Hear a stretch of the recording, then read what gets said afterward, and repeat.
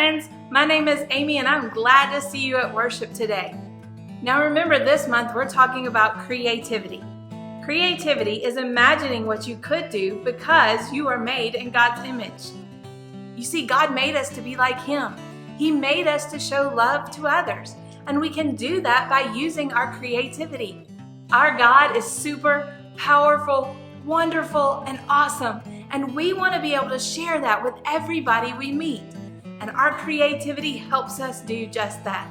Let's worship Him right now, and let's spend some time worshiping our indescribable Creator.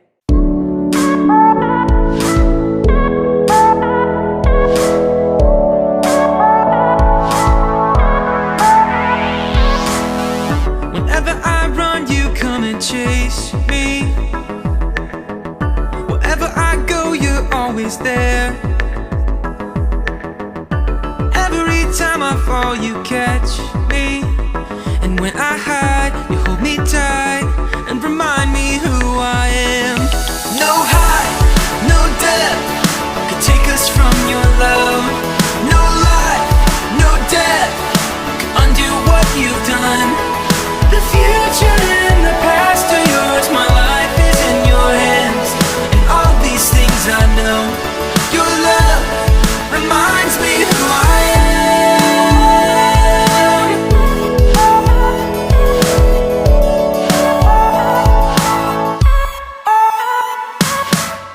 I believe that you'll do all that you promised. I believe that you're strong enough to save. I believe that you'll finish what you started. And when I can't see the end, you remind me who I am. No height, no depth could take us from your love.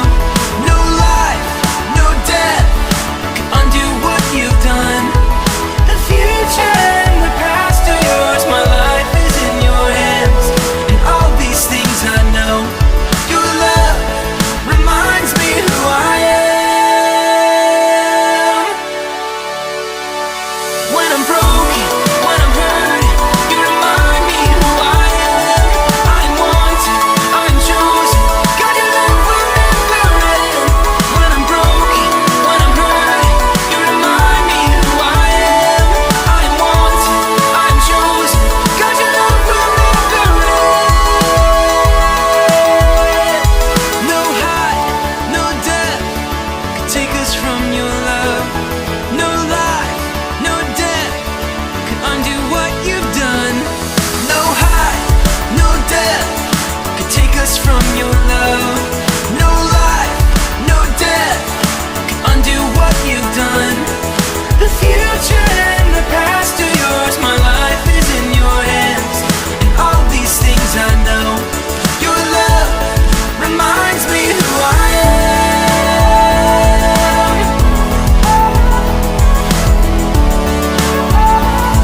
Your love reminds me who I am.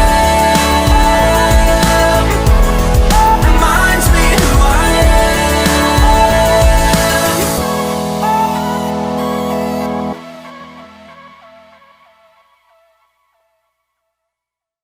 Hey everybody, it's me, Jacob, and today I'm here to talk to you about creativity. Creativity is imagining what you could do because you were made in God's image.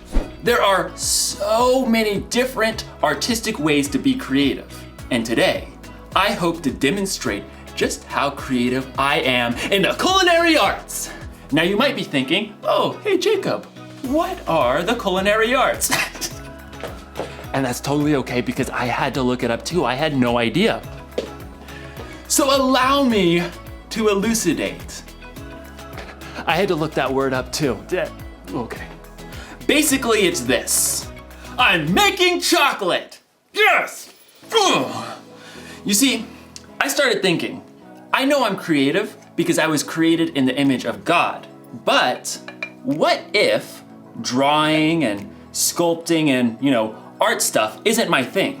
What if chocolate making was my thing, my purpose? And time for the last thing, the cocoa powder.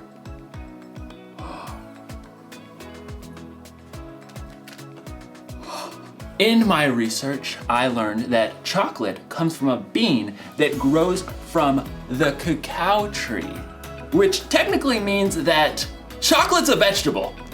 True story. Oh, this looks so good. Bon appetit. That is so good. I think I've really discovered what my purpose is. Chocolatey goodness. It's like in today's story. God had a purpose for a woman named Esther, and you're going to find out if she discovered her purpose before it was too late. Time to check the old recipe book. Oh, let's see. Chill for 4 hours. Chill for 4 hours. No, I'm kidding, obviously. It means to put it in the freezer. Just, duh. I had to look it up. And I spent 2 hours in the freezer before I realized that it meant the chocolate and not me. So, see you soon. The Bible. It's 66 books of history, stories, letters, and poetry that fit together to form God's one big story. The epic adventure of how He created us and loves us so much that He made a way to rescue us. As we travel through the Bible, from Genesis to Revelation, we discover people who met God and found their lives changed forever. Now, for an amazing story. Inspired by the Book of Esther. Esther was the queen of Persia. Wait, what? Queen? Esther didn't become queen in the usual way. See, her father wasn't a king, and she wasn't from a noble family. It's just me and cousin Mordecai. In fact, Esther was Jewish. Many of God's people had been captured and brought to Babylon when their home, Judah, was conquered. Then Babylon was taken over by Persia. So Esther grew up in a land that wasn't her own. When Esther's parents died, her cousin Mordecai raised her as his very own daughter. Always remember what our scriptures say. Love the Lord your God with all your heart and with all your soul. Love Him with all your strength. One day, a new king named Xerxes came to power in Persia.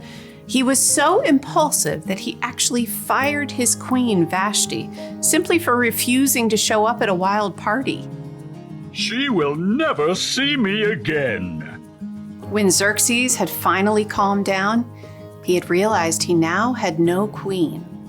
I have no queen. He would have to find a new one. I must find a new one. So the king decided to hold a contest. He ordered his officials to gather the most beautiful young women in the land and put them through an entire year of beauty treatments. Esther was one of those girls chosen. Cousin Mordecai, what do I do? Don't tell anyone you're from a Jewish family.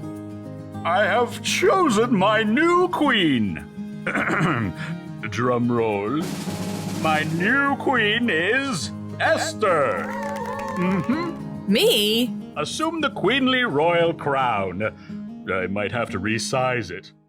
Just as Xerxes had so impulsively switched queens, he also promoted a royal official named Haman higher than all of the other nobles in the kingdom.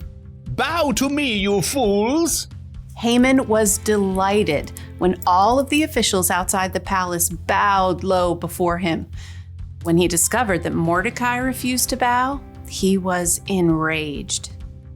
You have to bow! Somebody make him bow! Haman was so angry. He made a plan to destroy not only Mordecai, but all the Jews in the land. He laid it out for the king. Your Majesty, these Jews live differently than everyone else. They don't obey your laws. Fiddlesticks! That's just wrong. Precisely. Give the order to destroy them. Consider it done. Xerxes agreed to the terrible decree. Messengers took the letter all over the kingdom. Hear ye, hear ye. On the 13th day of the 12th month, all Jews are to be killed. Hear ye, hear ye. When Mordecai and the other Jews discovered the horrible news, they dressed in rough clothing. and wept bitterly. Mordecai sent a message to Esther in the palace, telling her what Haman had done.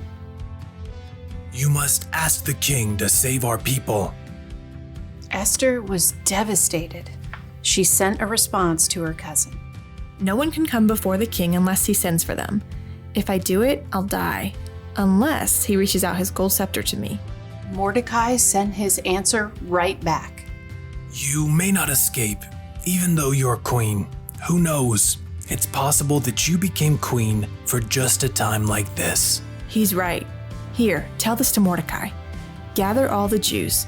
Don't eat anything for 3 days. I and my servants will fast too. Then I'll go to the king. Esther faced an impossible dilemma, but she took 3 days to prepare her heart and her mind. Bring my most beautiful royal robes. Heart racing, Esther entered the throne room. Across the long hall, she saw the king seated high on the throne.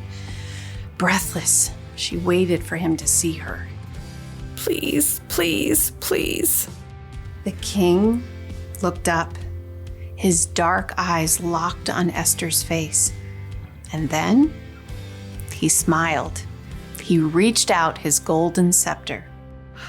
Thank God. What is it, Queen Esther? I'll give you anything, up to half my kingdom.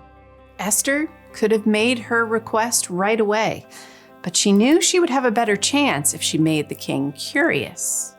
King Xerxes, if it pleases you, come to a feast I prepared today. Oh, and bring Haman. Consider it done. Esther created an elaborate feast for the king and his number 2 official. Look at me, you peasants, invited to the queen's banquet. At the meal, King Xerxes once again tried to discover what Esther wanted. I'll give you anything, up to half my kingdom. Once again, Esther held her ground and waited for the perfect moment. I'd like you and Haman to come to another feast tomorrow. Then I'll answer your question. The king agreed, and Haman spent the whole evening bragging to all of his friends. You guys, the queen thinks I am the bomb. But the second feast was a different story. As before, Esther prepared an incredible meal. Both Haman and the king were quick to dig in. What do you want me to do for you? I'll give you up to half my kingdom. Esther took a deep breath. Something told her this was the right moment. Your Majesty, let me live. Please spare my people. We have been sold to be destroyed. Haman paled and choked on his fillet, but the king's face flushed red with rage. Who is the man who has dared to do such a thing? Esther turned her gaze on Haman. Haman is the one. In a panic, Haman threw himself at the queen. Totally didn't mean it. Please, please, please let me live. You dare attack the queen? Take him away. That very night, Haman was killed, and the king created a new order that would allow the Jews to be saved. We will celebrate this day with great joy. God had given Esther a surprising position in a foreign nation, and when the time was right, she would use all she had been given to save her people.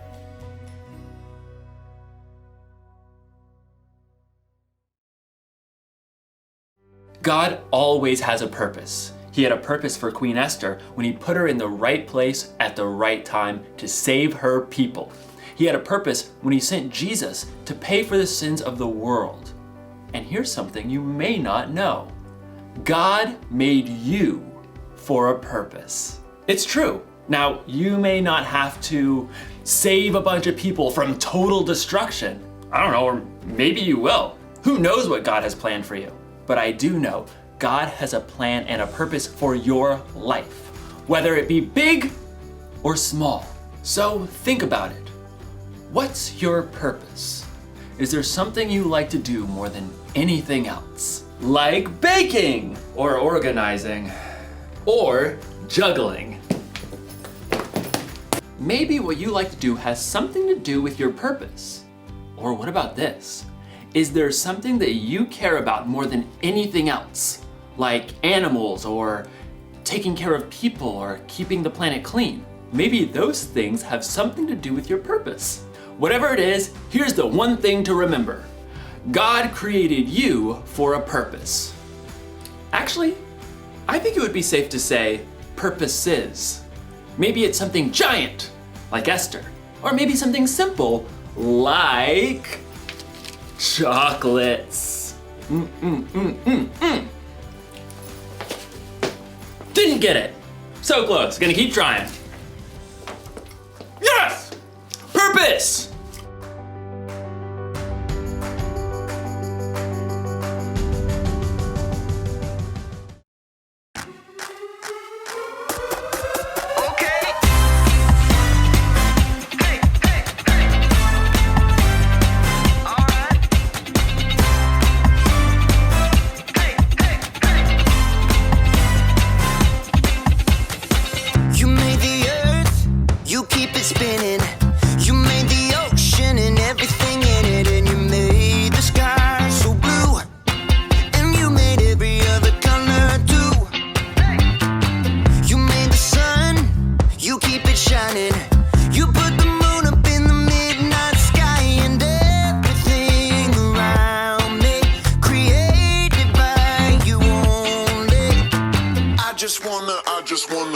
I just wanna thank you 'cause everything you made is so beautiful.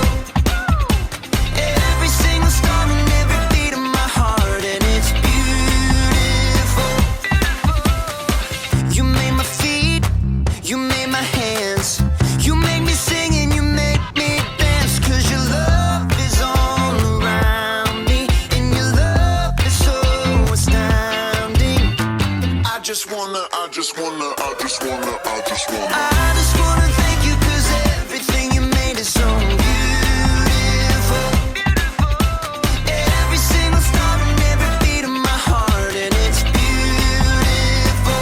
Here we go, break it down now. Everything you created with your imagination is wonderful and good, wonderful and good.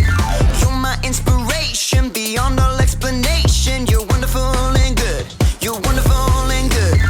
Everything you created with your imagination is wonderful and good, wonderful and good. You're my inspiration beyond all explanation. You're wonderful and good, you're wonderful and good. I just wanna thank you 'cause everything you made is so beautiful. Every single star and every beat of my heart, and it's beautiful. I just wanna thank you 'cause everything you made is so beautiful. Every single star and every beat of my heart, and it's beautiful. Just like God had a purpose for Esther, He has a purpose for you. Remember our bottom line this week. God created you for a purpose. God always has a plan for our lives, and His plans are always good. He had a purpose for His Son, Jesus, too.